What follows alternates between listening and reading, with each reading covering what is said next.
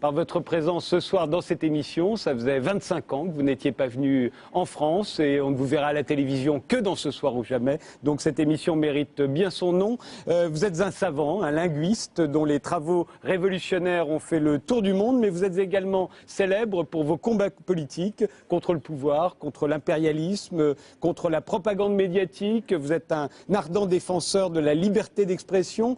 Vous avez récemment publié Raison contre pouvoir, le pari de Pascal, un dialogue avec Jean Bricmont, un cahier de Lerne vous est consacré, dirigé par Laurence Tacou. Votre livre Le langage de la pensée vient d'être réédité. Enfin, vous sortez 2 recueils de textes pour une éducation humaniste et Raison et liberté sur la nature humaine, l'éducation et le rôle des intellectuels. Alors c'est un jour un peu particulier aujourd'hui, l'assaut meurtrier des forces israéliennes contre une flottille humanitaire voguant vers Gaza fait la une de l'actualité. Il y a peu de temps, vous avez vous-même été refoulé du territoire israélien. Je vous propose déjà de voir la façon dont ça a été raconté, cet événement, où on en est, par un extrait du 12-13, aujourd'hui à la télévision française. À bord, nous avons trouvé des armes utilisées contre nos militaires. Les intentions des organisateurs étaient la violence. Leur méthode était violente. Et le résultat est malheureusement violent. Israël regrette toute perte de vie humaine.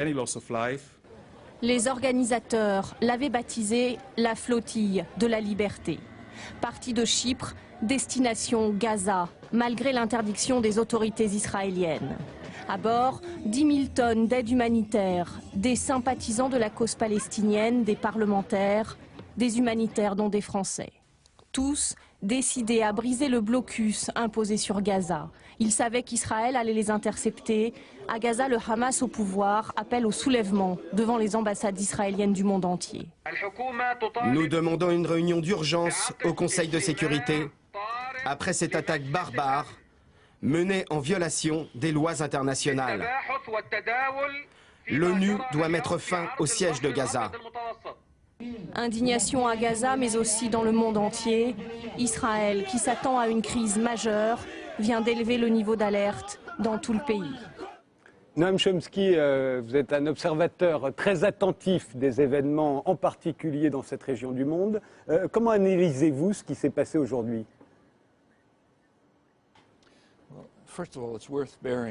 D'abord, je crois qu'il ne faut pas oublier que ça fait déjà 30 ans qu'Israël arraisonne des navires dans les eaux internationales entre Beyrouth et Chypre, assassine des gens, les kidnappe, les enlève pour les mettre en prison en Israël, parfois les prend en otage pendant des dizaines d'années. Donc il y a ces escapades dans les eaux internationales ne sont rien de nouveau. Ça c'est particulièrement redoutable, certes, parce que c'est lié à un assaut particulièrement sauvage, tout comme le blocus criminel de Gaza, qui a pour objectif de maintenir les gens à un niveau d'existence, de subsistance. Ils n'ont pas à mourir en masse, ça serait terrible du point de vue des relations publiques pour Israël, mais on leur permet seulement de survivre et pas de manière décente. Et ces navires ont été capturés dans des eaux internationales, c'est un acte criminel, quels que soient les prétextes qu'ils inventent, et ils ont l'impression qu'aussi longtemps que les États-Unis les soutiennent, ils peuvent faire n'importe quoi.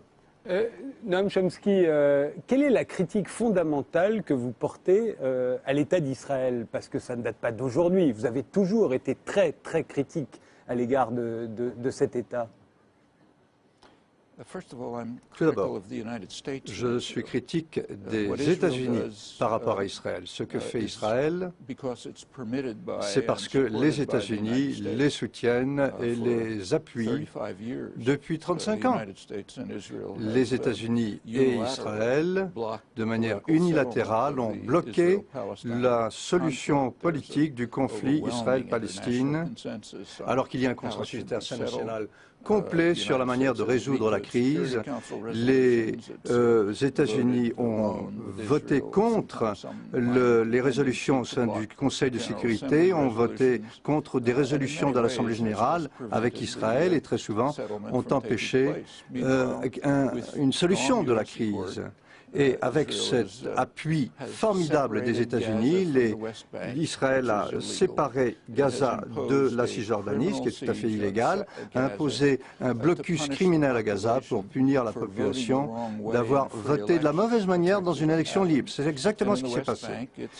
En Cisjordanie, progressivement, Israël accapare les régions qui l'intéressent et chasse ce qui reste de la population dans ce que Sharon a appelé des bantoustans, lui qui était l'architecte de cette politique. On est en train de mettre en place une maîtrise complète de la région et ça c'est parfaitement illégal de la part d'Israël. Israël d'ailleurs a reconnu en 1997 et de manière très explicite, de manière 67 plutôt, que ces transferts se faisaient contre la loi internationale et ce qu'ils font à Jérusalem mais doublement contre la loi internationale parce que ça va contre les résolutions du Conseil de sécurité. Mais il continue dans ce sens-là parce que les États-Unis continuent de les appuyer, de participer à leurs exactions et leur permet de poursuivre cela, ce qui a compris l'invasion du Liban,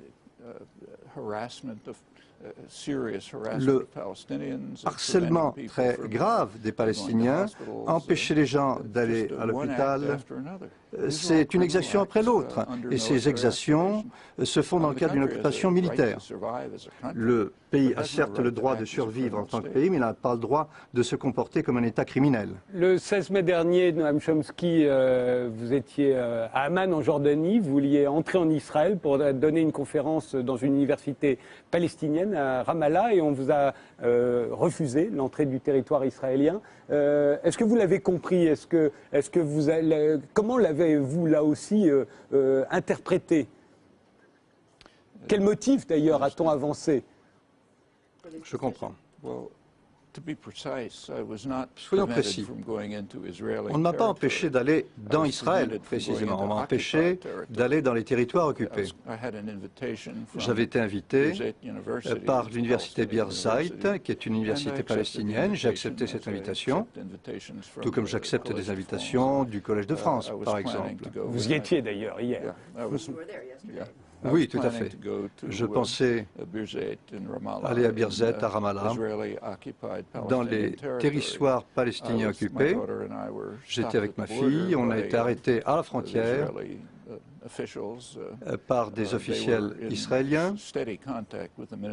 Ils étaient en contact constant avec le ministère de l'Intérieur, contrairement au prétexte qu'ils ont invoqué par la suite, et ça s'est transformé en incident international. Ce sont des décisions qui ont été prises par le ministère de l'Intérieur à Tel Aviv. Il y avait deux raisons pour cela, qu'ils n'arrêtaient pas de ressasser au cours de l'interrogation. Une raison était qu'ils n'aiment pas ce que je dis sur Israël, bon d'accord, ça veut dire qu'ils sont dans le même camp que de beaucoup d'autres gouvernements à travers le monde qui n'aiment pas beaucoup ce que je dis, donc ça c'est pas très significatif.